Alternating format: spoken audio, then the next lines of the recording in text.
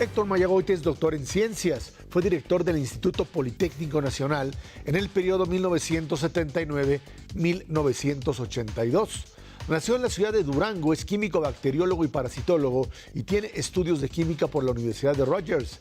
Fue director general de Educación Tecnológica y subsecretario de Educación Media y Técnica y Superior, gobernador constitucional del estado de Durango, director general de CONACYT, senador de la República y director general técnico de la Comisión Coordinadora para el Desarrollo Rural. Así también fue director del Centro de Educación Ambiental del Distrito Federal. En 2003 recibió el reconocimiento a la conservación de la naturaleza por parte de la Semarnat.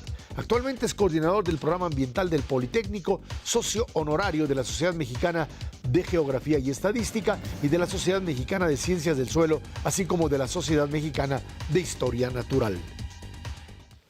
Don Héctor Mayagoite, qué gusto que esté aquí con nosotros, un honor tenerlo en línea directa. Don Héctor Mayagoite, dígame qué hace un químico, bacteriólogo, parasitólogo. Bueno, realmente, fundamentalmente se orienta, porque realmente yo no ejercí propiamente la carrera completa. Cuando me fui a estudiar a Estados Unidos en especialidad en química de suelos y plantas, en eso fue mi dedicación original. Al regresar inmediatamente fundé ese laboratorio de química de suelos y plantas, donde sí, ahí sí le podemos comentar mucho de nuestras actividades en ese sentido.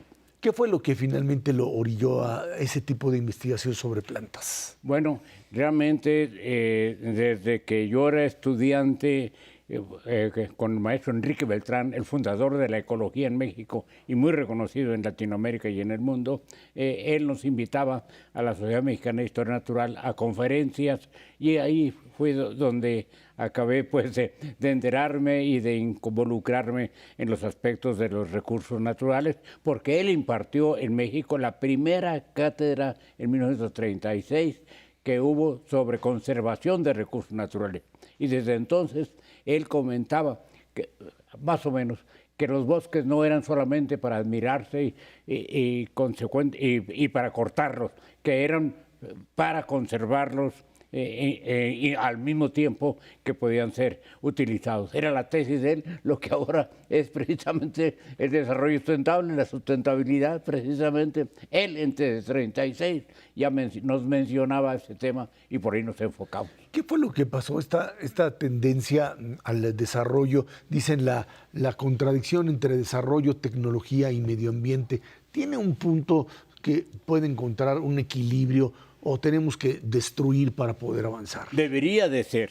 Y bueno, en particular, creo yo que el arranque propiamente de crear conciencia y acciones concretas nace desde 1972, cuando ya en la reunión específica en la Cumbre de la Tierra en Brasil, donde se señalaba inclusive como una aspiración de que todos los países debíamos de buscar el desarrollo sustentable y específicamente en lo que respecta a lo que estaba afectando más seriamente a los recursos naturales y al hombre en general sobre el medio ambiente, a que se buscara que con base en 1990, que por favor regresáramos a que las emisiones de gas de efecto invernadero regresáramos a la de 90, no más.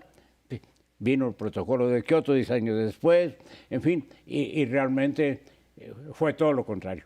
Ha ido creciendo y pues no solamente por el crecimiento mismo de la población, los requerimientos adicionales, sino yo digo por la ambición desmedida de los grandes capitales que se dedican a eso, a acabar con nuestro medio ambiente, nuestros recursos naturales y muy especialmente, pues lógicamente, por la explotación de los combustibles fósiles, que son los que están realmente poniendo en peligro serio a la naturaleza y al medio ambiente.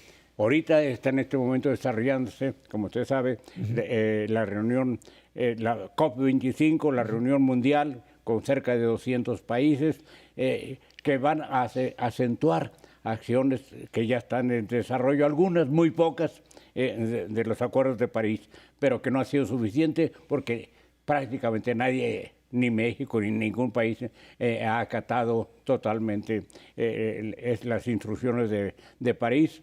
Y yo espero que haya alguna forma en que haya un compromiso más serio ahora en España, en la COP25, para buscar salvar este país y este mundo. Ahora, esto, quienes se oponen precisamente a esto dicen que es una invención, incluso tratan de justificar, entre comillas, científicamente, que los equilibrios se tienden a dar más allá de lo que implica toda ataque directo, diría yo, a todas estas fuentes naturales. Y desde la llegada de Trump al poder en los Estados Unidos, el tema Bolsonaro en Brasil, se empieza a manejar y se trata de justificar científicamente que incluso el asunto del cambio climático no tiene un sustento a partir de una lógica que uno diría es imposible que esto se maneje. Sin embargo, pues se va desarrollando y tiene un escenario político que pues habría, dicen algunos, que condenar, pero que entra como parte del esquema político mundial, doctor. Es fundamentalmente la explotación. Bueno, estamos, los datos simplemente que más recientes son de que el mundo, entre ellos México, estamos explotando 100 toneladas diarias de petróleo. Entonces, la verdad es que ahí es donde está el negocio y consecuentemente, bueno, las negativas. Bueno, aquí en México mismo inclusive llegó un momento en que se negaba y se señalaba, por ejemplo, concretamente que el gas, que es cierto, el gas natural es el menos contaminante de los tres, el peor es carbón, pero ese sí. A ustedes recuerdan 1952, los problemas en Londres con muertos y decenas de hospitalizados, precisamente porque el carbón tiene además dióxido de azufre que llega a los pulmones y causa desastres. Bueno, Trump precisamente acabó con los señalamientos de Obama, que había restringido y disminuido sustancialmente la explotación de minas de carbón. Trump las abre de nuevo, le da mayores facilidades y bueno, desgraciadamente hasta en México se ha hablado también de abrir nuevas plantas de carbón, ¿verdad?, cuando son el peor contaminante definitivamente. Y bueno, pues insisto de que el mundo entero realmente obedece más a los aspectos económicos de explotación de los recursos naturales en general, no solamente es el caso de los gases de efecto invernadero, no, pues lo sabemos, son más de 10 millones de hectáreas que se deforestan al año, siendo que efectivamente no solamente acaba con la tierra, aumenta las inundaciones, sobre todo en las zonas aledañas, impide la absorción de dióxido de carbono. Yo digo que los bosques son propiamente el antídoto del dióxido de carbono, el antídoto de la contaminación atmosférica por dióxido de carbono, puesto que lo sabemos desde la primaria, y que absorbe el dióxido de carbono y genera oxígeno. Pero parece que no lo entienden muchos. Nadie. Estamos platicando con el doctor Héctor Mayagoitia, aquí en Línea Directa.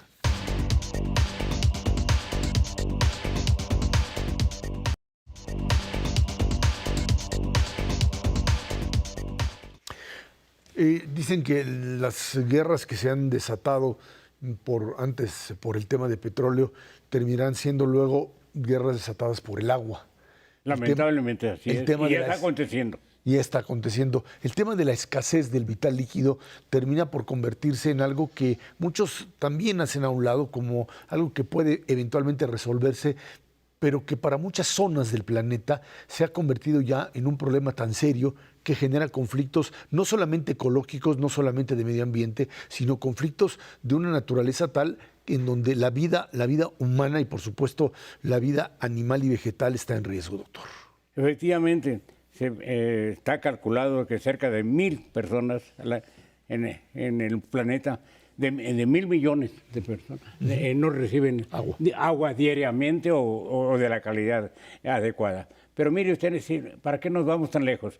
En México, hace pocos años, el que era responsable precisamente del tema de agua, Ramón Aguirre, mencionó en un análisis específico que en el 15, que para el 2030, se iban a necesitar, íbamos a pasar de 78 mil millones de metros cúbicos a 92. O sea, 14.000 millones adicionales. ¿De dónde van a salir? No hay ninguna perspectiva, no hay acciones concretas que tiendan a resolver ese problema. Pero los acuíferos cada vez los sobreexplotamos más. En México, de los 653 acuíferos, 110 están sobreexplotados y hay otros tantos que están en ese camino. No le hemos dado importancia, ni en la Ciudad de México, donde lo peor. Es el caso peor, más que la comarca lagunera, que se decía no, porque la comarca lagunera, afortunadamente, como gran parte de la sobreexplotación del agua, tanto la escasa de lluvia que llega como la de irrigación, pues se infiltra, porque es en la zona agrícola donde el 80% se consume, pero aquí no. Aquí es mínimo lo que consumimos en la agricultura, en los todavía 12.000 hectáreas que hay, ¿verdad? Y realmente lo importante es que la sobreexplotación no tiene ninguna razón. Aquí llueve a cántaros. Sería más que suficiente, es más que lo que consumimos. Sin embargo, la usamos y ¿qué hacemos? La mandamos con rumbo al Golfo o ahora a una nueva planta, pero no la reaprovechamos y nuestro acuífero cada vez se va más y más abajo. No se utiliza por negligencia, por incosteabilidad. Cuesta dinero, pero pienso fundamentalmente que es falta de comprensión de la gravedad que hay. No solamente en los funcionarios que tienen a su cargo el tema, sino todos nosotros, porque mientras que le damos vuelta a la llave y sale agua, no nos preocupa mayormente, sin saber pues que hemos sobreexplotado ya y acabado obviamente con la cuenca del Lerma y estamos a punto de acabar también con la cuenca de Cutzamala, ya no nos dejan traer más agua, entonces la única solución es esa, nuestro exceso de agua que tratamos o que deberíamos de tratar además, ¿no? Tratarla. Nosotros emitimos 40 metros cúbicos por segundo de agua residual y prácticamente no aprovechamos, o bueno, reutilizamos como el 10%, todo ello recargando nuestro propio acuífero con la propia agua de lluvia que tenemos y con la que utilizamos de fuera, con esa reusada y reciclada, tendríamos suficiente para resolver los problemas, no solamente de la gente que aquí en la Ciudad de México recibe agua por tandeo o de vez en cuando. Ahora, cuando uno habla de energías naturales, energías renovables, el tema de la energía eólica o energía solar, podríamos pensar que en un proceso de sustitución de la energía por este tipo de mecanismos, podría de alguna manera cambiar radicalmente. Va a ser, aunque nosotros andamos atrasados en el tema, ¿verdad? Habíamos ofrecido que para 2024 íbamos a sustituir 30% de la producción de electricidad en lugar de gas, petróleo, lo peor, con combustóleo.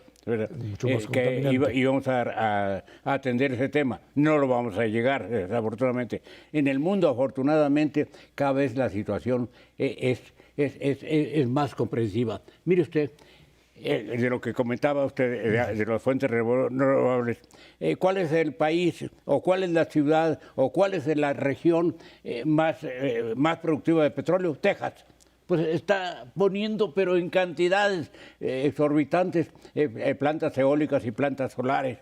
Ese es el camino y eso ya se acordó en París, pero ahorita estoy seguro de que aquí se va a poner más estricto el señalamiento de la sustitución de los gases, fundamentalmente de petróleo y de carbón, por fuentes alternas de energía. En México sí está cobrando interés cada vez mayor. En los últimos años ha crecido tremendamente. Todavía hay algunas trabas que impiden que pueda eso todavía ser más importante, pero yo espero que obedezcamos los acuerdos que vengan ahora de España en la COP25 para realmente entrarle en mayor grado a estos aspectos. Acabo de escuchar ayer de parte de Romo que en una segunda tanda de inversiones va a incluir el tema de energía. Yo espero que se refiera precisamente a energía renovable, no a seguir dependiendo de petróleo y especialmente de carbón, porque ese sería un desastre ambiental tremendo. Estamos platicando con el doctor Héctor Mayagoitia aquí en Línea Directa.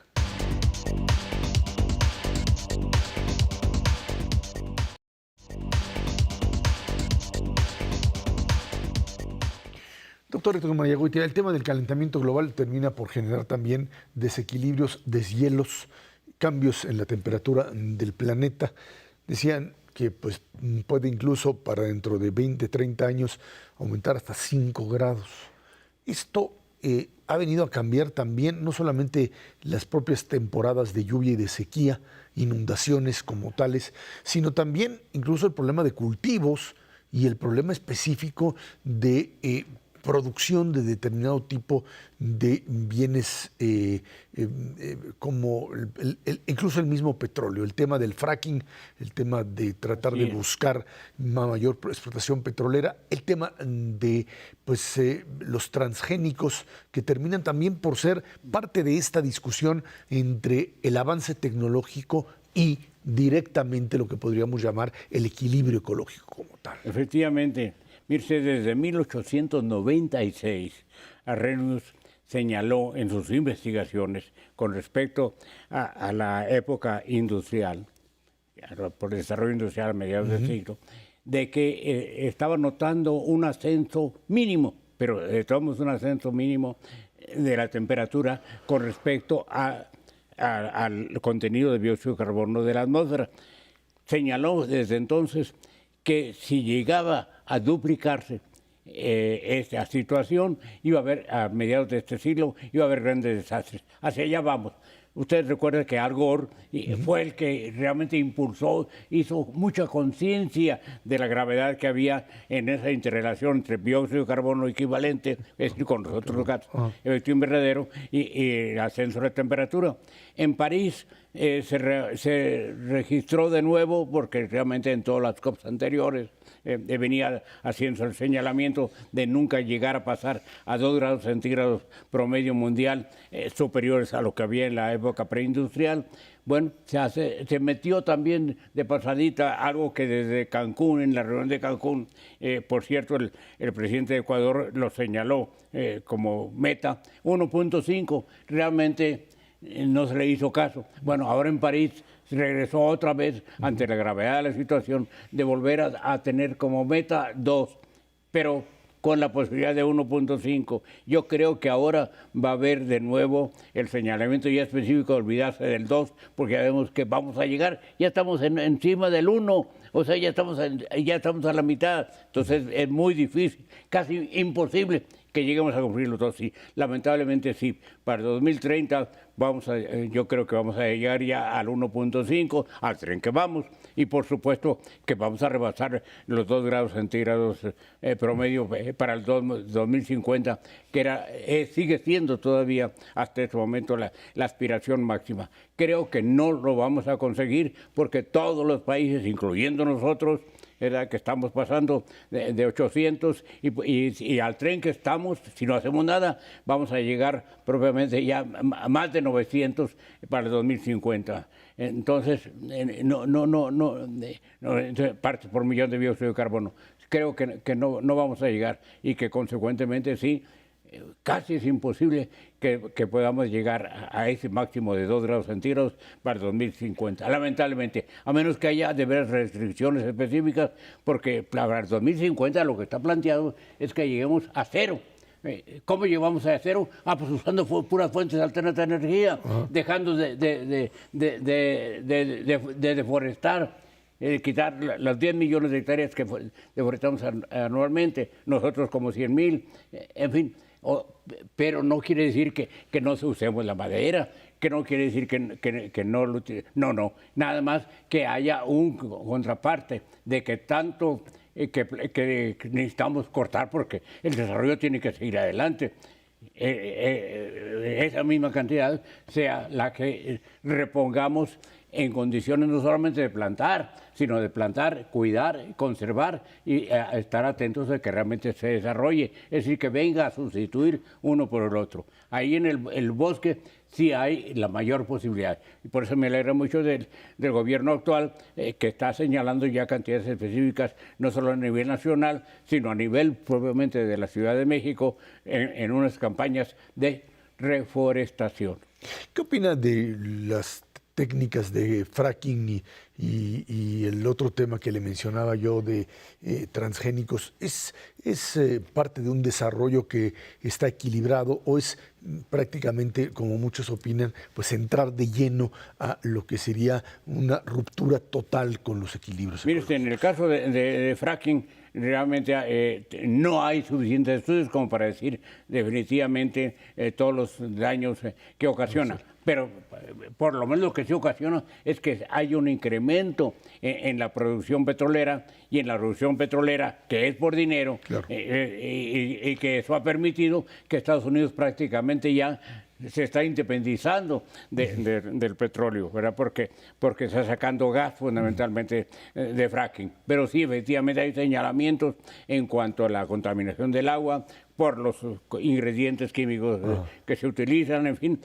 Y en el caso de los transgénicos, igual, no hay suficientes elementos como para garantizar efectivamente que los daños, porque frecuentemente los daños no se dan al año o a los 10 años, se dan en el futuro. Entonces, sí, lamentablemente, por otra parte, pues va